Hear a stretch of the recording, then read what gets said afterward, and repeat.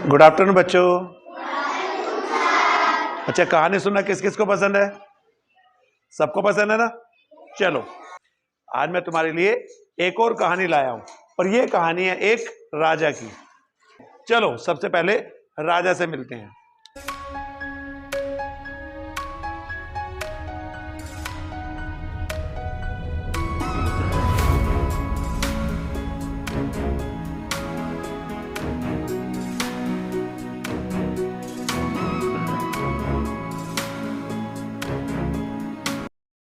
अब इस राजा का एक नाम बताते हैं। सोचो, एक राजा का क्या नाम हो सकता है? अकबर। चलो, इस राजा का नाम रखते हैं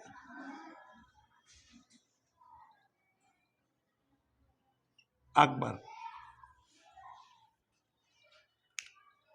अब ये राजा अपने प्रजा यानी कि अपने लोगों का, जिन पे ये शासन करता था, जिनका देखभाल करता था, वो उनसे बहुत प्यार करता था। वो उनकी भलाई के लिए रोज नए नए काम करता था। एक दिन वो अपने दरबार में बैठ के कुछ सोच रहा था। उसने सोचा कि मैं कैसे पता करूं कि मेरे राज्य के लोग ईमानदार है या नहीं है, कि मेरे राज्य के लोग मेरे लिए कुछ कर सकते हैं या नहीं कर सकते। राजा ने अपने मंत्रियों को बुलाया और कहा कि बताओ, मैं ऐसा क्या करूं मुझे पता चल जाए ये सब बातें। तो एक मंत्री ने सलाह दी। राजा ने उस मंत्री की बात सुनी और नगर में जाकर ऐलान करवा दिया। क्या ऐलान करवाया?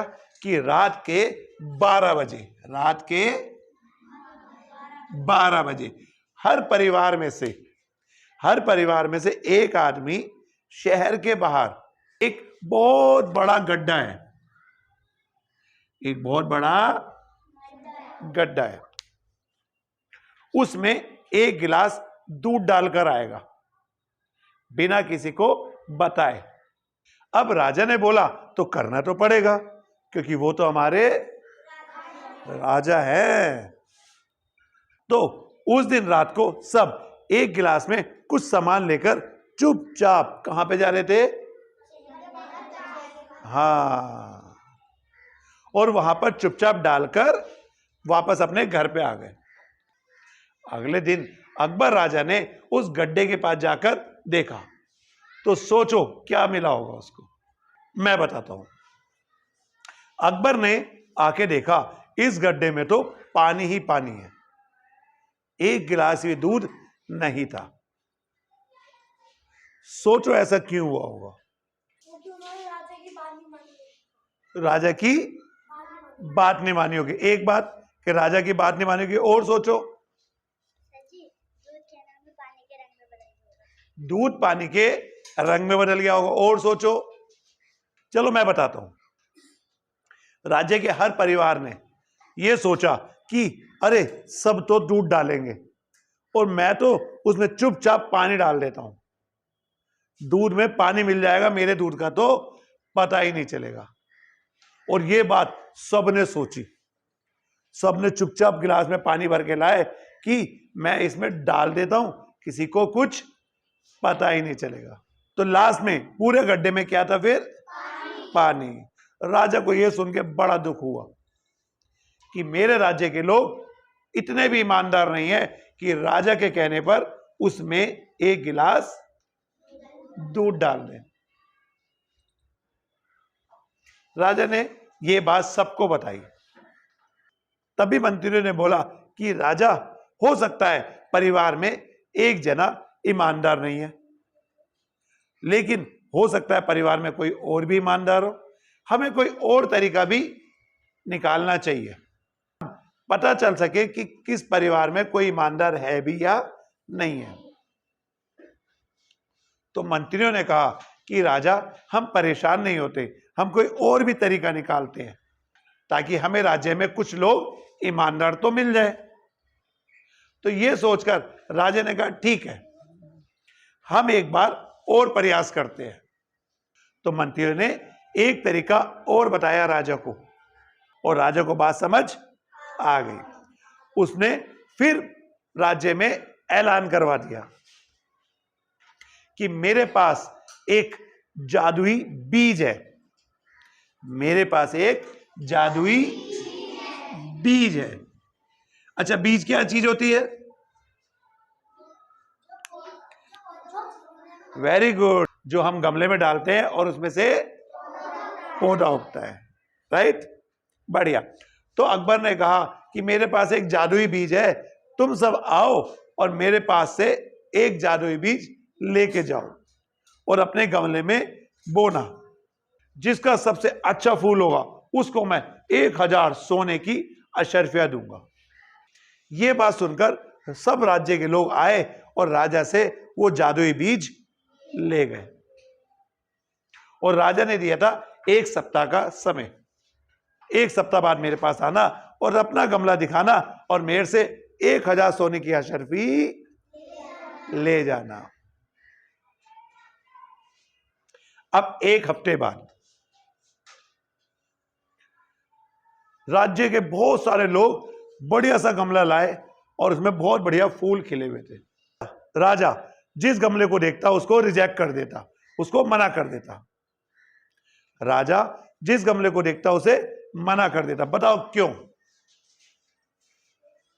क्योंकि वो अच्छे नहीं लगते, वो अच्छे नहीं थे और वो बीज खराब थे। वो बीज खराब थे। और तुम बताओ? वो बीज ऐसा था उसमें पौधा उगता है लेकिन फूल नहीं उगता।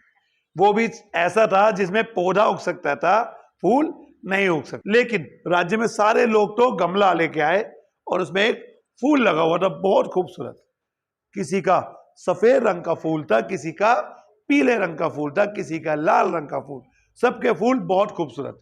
लेकिन वहां पर एक लड़का खड़ा था